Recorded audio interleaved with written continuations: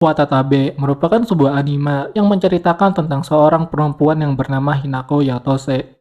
Hinako menjalani kehidupan yang agak tragis, disebabkan di saat dia masih kecil, dia harus menghadapi sebuah fakta kalau seluruh anggota keluarganya telah mati akibat kecelakaan, dan hanya menyisakan dia seorang diri yang selamat.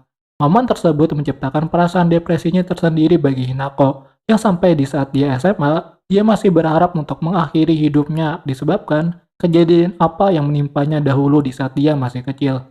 Walaupun tetap Hinako tidak berani mengakhiri hidupnya sendiri, disebabkan keyakinannya untuk memenuhi harapan keluarganya, agar Hinako harus tetap bertahan hidup dan menjalani kehidupan dengan damai dan bahagia.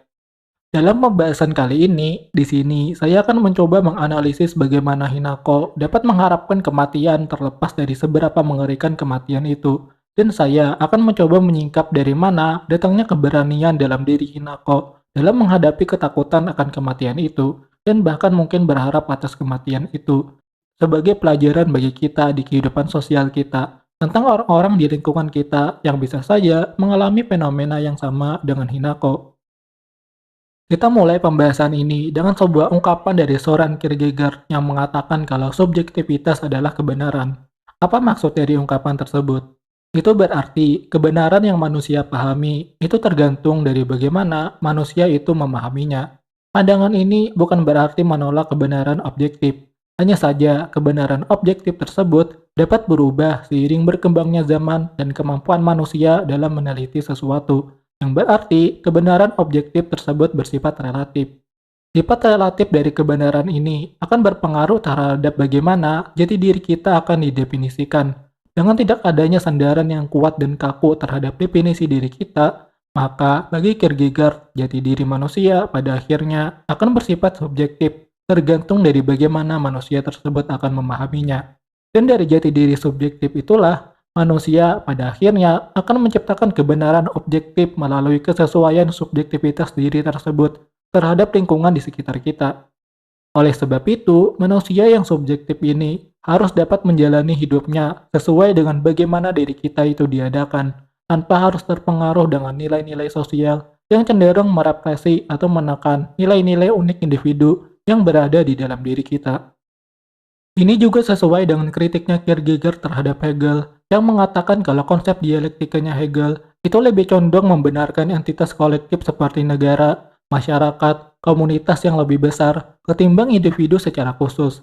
Padahal dalam proses pembentukan struktur sosial yang lebih luas dan besar, itu pertama-tama dimulai dari satu individu yang mulai sadar akan dirinya dan hak-haknya sebagai manusia. Konsep individu subjektif sebagai pembentuk kebenaran objektif ini juga berlanjut pada konsep lainnya tentang kecemasan yang Kierkegaard jelaskan sebagai sebuah ketakutan yang tidak terfokus. Apa maksud dari ungkapan tersebut?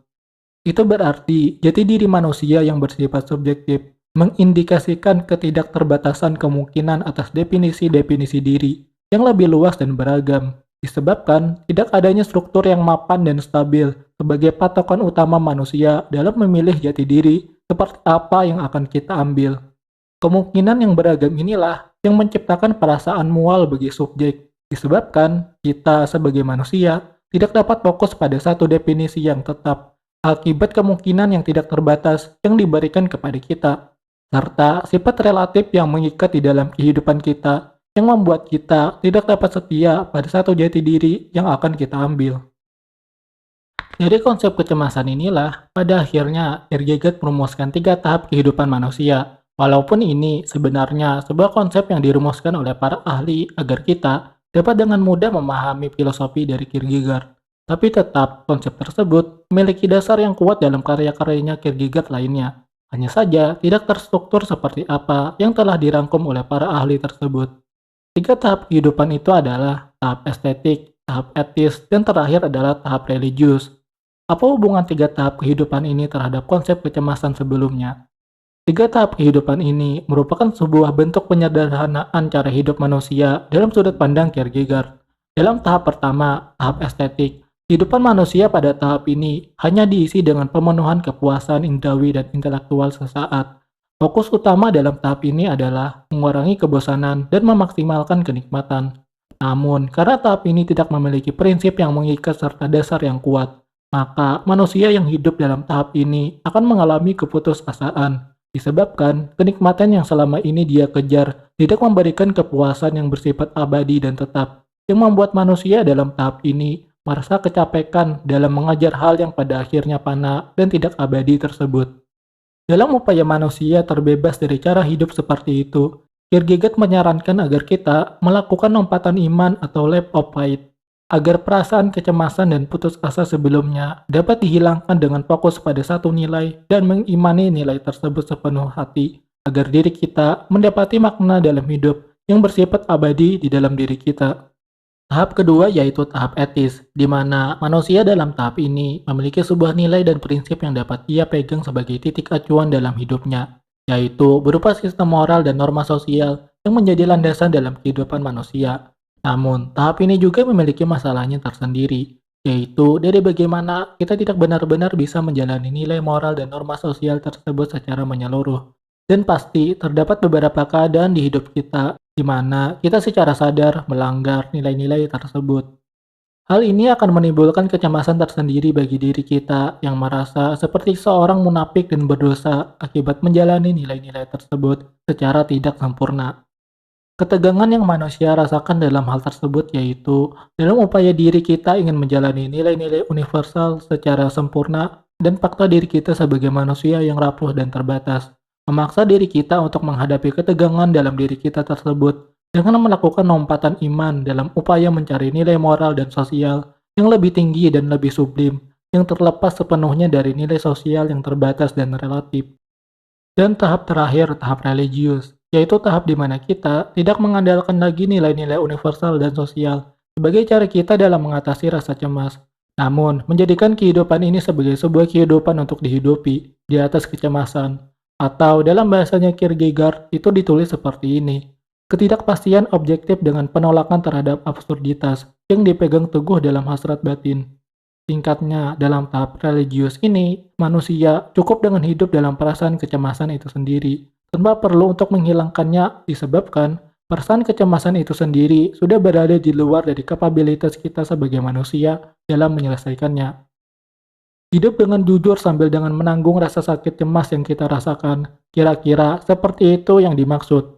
Dan dalam hal inilah, lompatan iman itu mendapati tujuannya, yaitu di mana kita mengimani kalau hanya dengan menghidupi kehidupan bersama rasa cemas itulah, kita dapat mengatasi perasaan cemas yang kita miliki, bukan sebagai musuh yang perlu kita hilangkan, namun sebagai hewan yang perlu kita jinakkan. Jika kita kembalikan teori ini kepada masalah Hinako sebelumnya, maka kita akan mendapati satu hal yang menarik, yaitu tentang bagaimana lompatan iman dapat berguna bagi kita untuk menghilangkan perasaan takut terhadap kematian. Bagi Hinako yang memiliki masa lalu yang suram dengan seluruh anggota keluarganya yang mati akibat kecelakaan, dan dia secara mandiri harus hidup tanpa kasih sayang kedua orang tuanya sejak dia masih kecil, pastinya akan menciptakan perasaan krisis eksistensi dan kecemasan akan masa depan yang menanti. Hilangnya keluarga dalam hidup Hinako itu membuka ruang yang sangat luas bagi Hinako untuk menentukan bagaimana masa depan yang akan dia jalani setelah seluruh keluarganya sudah tiada. Banyaknya kemungkinan yang dapat Hinako pilih dan tidak adanya sebuah struktur yang memberikan kepastian nilai yang perlu dianut oleh Hinako dalam menentukan masa depan seperti apa yang akan dia ambil. Pastinya akan menimbulkan perasaan cemas dalam hidupnya. Ketidakmampuan Hinako dalam menanggung beban dari kebebasan eksistensi itulah yang membuatnya berani untuk menghadapi kematian, atau sesuatu seperti Hinako sendiri yang melakukan lompatan iman dalam mengatasi kecemasannya itu dengan mempercayakan eksistensi hidupnya pada kematian dirinya sendiri, agar dia tidak lagi merasa terbebani atas tanggung jawab untuk hidup yang sudah tidak memiliki maknanya sama sekali dalam sudut pandangnya Hinako setelah kematian seluruh keluarganya. Dan tepat dalam hal inilah, keberanian dalam menghadapi kematian itu bisa timbul dari orang-orang yang depresi, termasuk dalam hal ini adalah Hinako, yang sudah kehilangan pijakan nilainya setelah kematian kedua orang tuanya. Pengetahuan ini juga dapat bermanfaat bagi kita di kehidupan nyata, disebabkan tidak sedikit orang yang berani mengambil keputusan untuk mengakhiri hidupnya, disebabkan masalah hidup yang sedang dia jalani. Apalagi jika keputusan untuk mengakhiri hidup itu harus melibatkan orang lain yang tidak memiliki sangkut pautnya terhadap masalah yang dialami oleh orang yang depresi itu. seperti bagaimana masalah teroris yang rela mati demi nilai hidup yang dia pegang, dan merugikan orang lain di sekitarnya akibat aksi teroris yang dia lakukan. Atau upaya teror bom bunuh diri dari orang-orang yang cemas akan kehidupannya, dan mendapatkan sandaran moral dari orang-orang yang menjaminkan kehidupan yang bahagia kepada mereka yang depresi tersebut. Sebuah akhir yang bahagia di sisi Tuhan, dengan melakukan aksi jihad atau operasi bunuh diri, untuk melawan orang-orang yang berbeda pandangan moral dengan kita. Orang-orang depresi seperti ini yang sangat rentan atas manipulasi orang lain yang memiliki kepentingan terhadap mereka. Dan teori ini memberikan kepada kita tentang bagaimana cara yang digunakan oleh orang-orang jahat tersebut dalam memanfaatkan orang-orang depresi agar dapat nurut kepada perintah mereka terlepas dari seberapa beresikonya perintah tersebut.